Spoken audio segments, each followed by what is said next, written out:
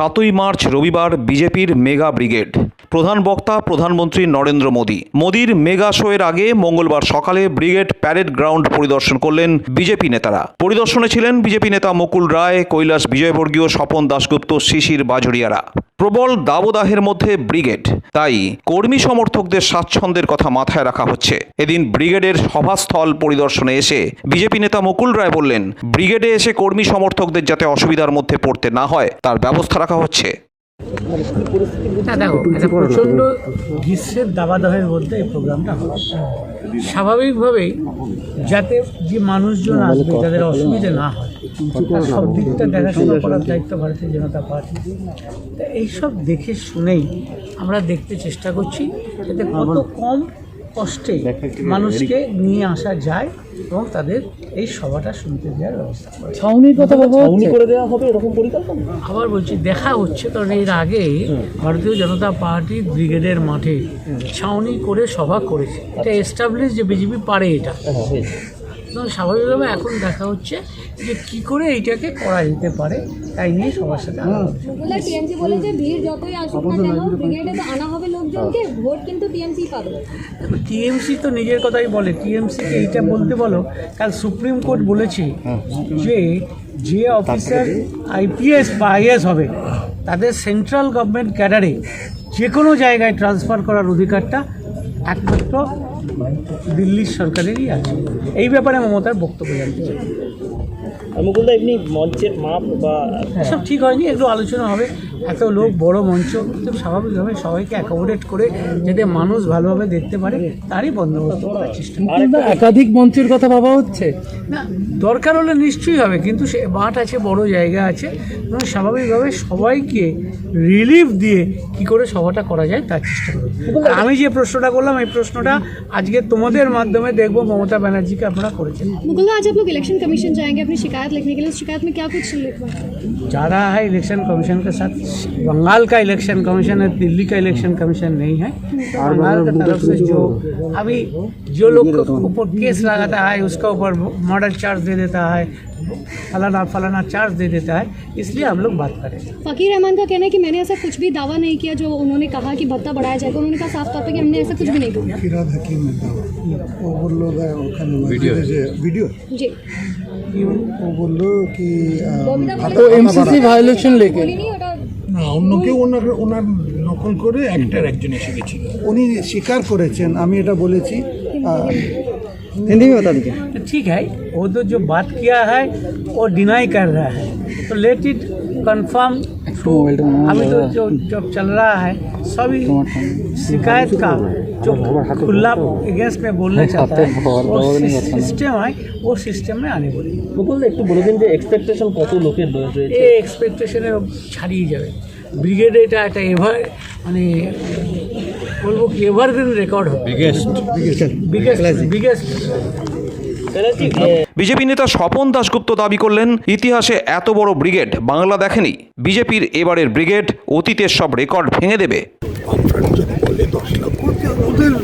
আমি কি বলবো, আমি তো মাথা গুনিনি, কিন্তু খুবই বড় র্যালি হবে ভারতীয় জনতা পার্টির। এমন র্যালি আজ অব্দি পশ্চিমবঙ্গে এই ধরনের র্যালি হয়তো আজ অব্দি দেখা যায়।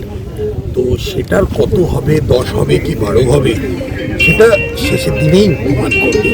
কিন্তু আমরা যথাসম্ভব চেষ্টা করছি যে লোক সারা বাংলা থেকে লোক একত্রে করে আমরা এখানে আনবো। সেটা প্রধানমন্ত্রী যে উপযুক্ত একটা সম্বর্ধনা আমরা দেব। নিমিতা কাণ্ডে জাতীয় মহিলা কমিশন তারা ডিজিপির কাছে চিঠি পাঠিয়েছেন, ইলেকশন কমিশনকে চিঠি পাঠিয়েছেন, এই ঘটনার যাতে অ্যাকশন হয় সেই জন্য ডিজিপিকে লিখেছেন, রিপোর্ট চেয়ে পাঠিয়েছেন। এই ধরনের ঘটনা না ঘটে তার জন্য সতর্ক থাকতে বলেছেন। কি বলবেন? এখন যা ঘটেছে, যা ছবি আমরা সামনের দিকে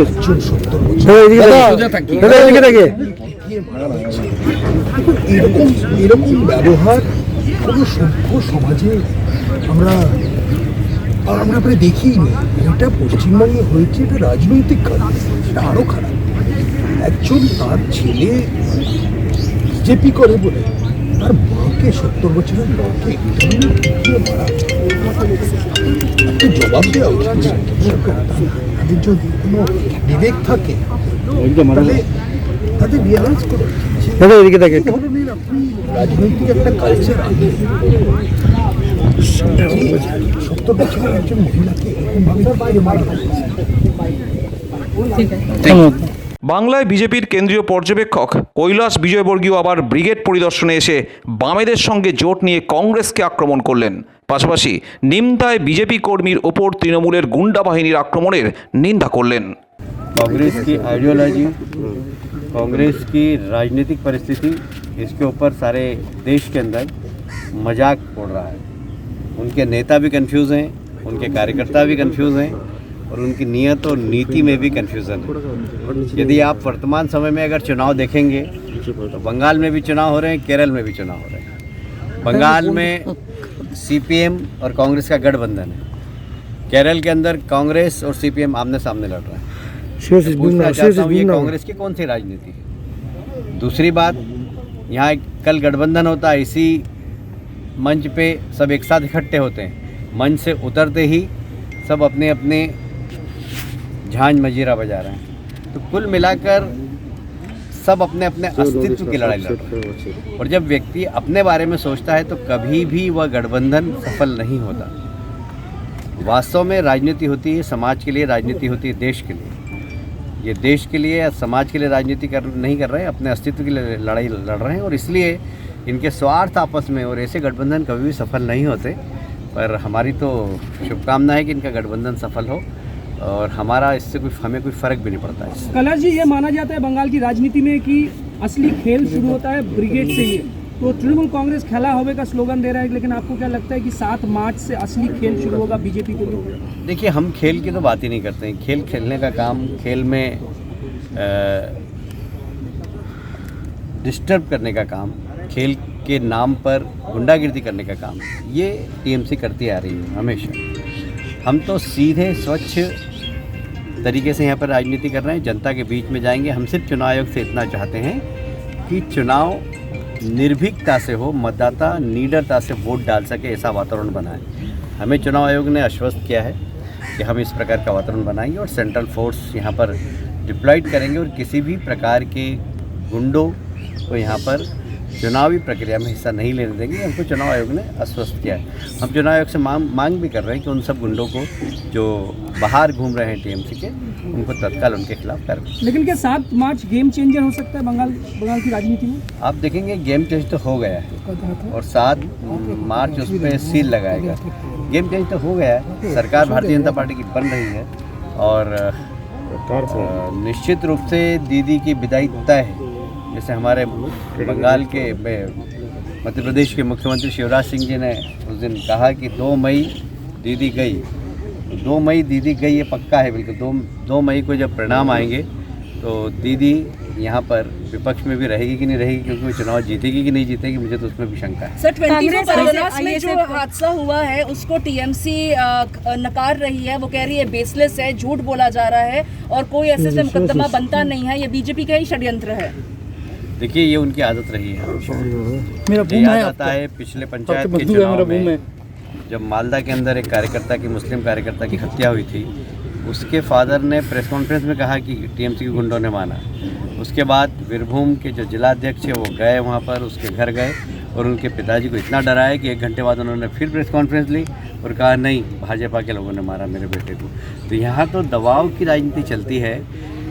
बेचारे व्यक्ति के घर में किसी की मौत हो जाए तो उसको रोने का अवसर भी यहाँ टीएमसी के गुंडे नहीं देते हैं और उनका बयान बदला।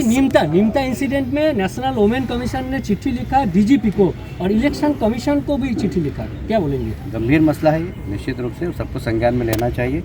और मैं तो ये चाहता हूँ कि आप पत्रकार हैं, आप स्वयं जाकर देखें कि किस प्रकार एक वृद्ध महिला के साथ मारपीट की गई है टीएमसी के गुंडों ने। और गुंडे सरेआम घूम रहे हैं। गुंडा अगर गुंडाई कर ले और यदि सरेआम घूमे तो ये शासन का फेल्योर है कुल मिलाकर।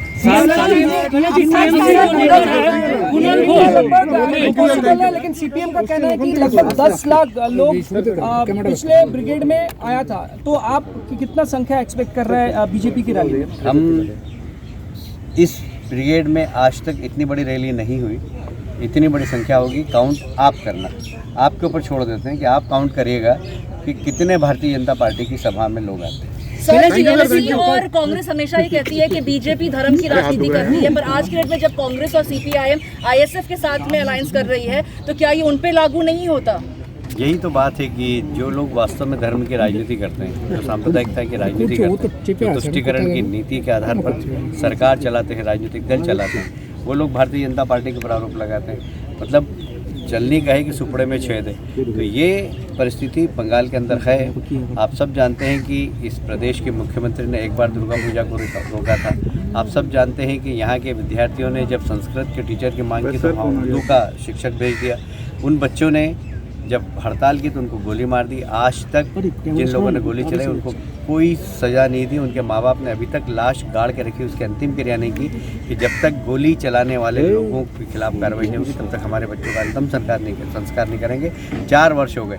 हम उन बच्चों के माता पिता को और उनके परिजनों को वादा करते हैं कि भारतीय जनता पार्टी की सरकार निश्चित रूप से आएगी और उन सब लोगों को जिन्होंने इस प्रकार की अराजकता प्रदेश में फैलाई है उनके खिलाफ भारतीय जनता पार्टी की सरकार कार्रवाई करेगी। कैलाश जी, कुणाल घोष टीएमसी लीडर, उनको ईडी ने नोटिस दिया, फिर पॉलिटिकल बोल रहा है, ये जो पॉलिटिकल वेंडेटा है बीजेपी का, ये तृणमूल बोल रहा है।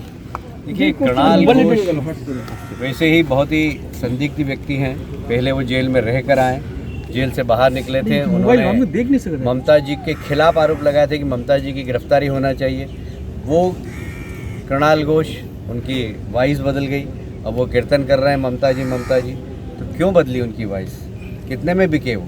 जरा कुणाल घोष बताएं। और इसलिए ऐसे व्यक्तित्व के बारे में जो कल मुख्यमंत्री को गाली दे रहे थे, आज उनकी तारीफ के पुल बांध रहे हैं, उनकी बात पे सारा बंगाल कोई विश्वास नहीं करता और इसलिए ऐसे लोगों के बारे में कोई टिप्पणी नहीं करना चाहता।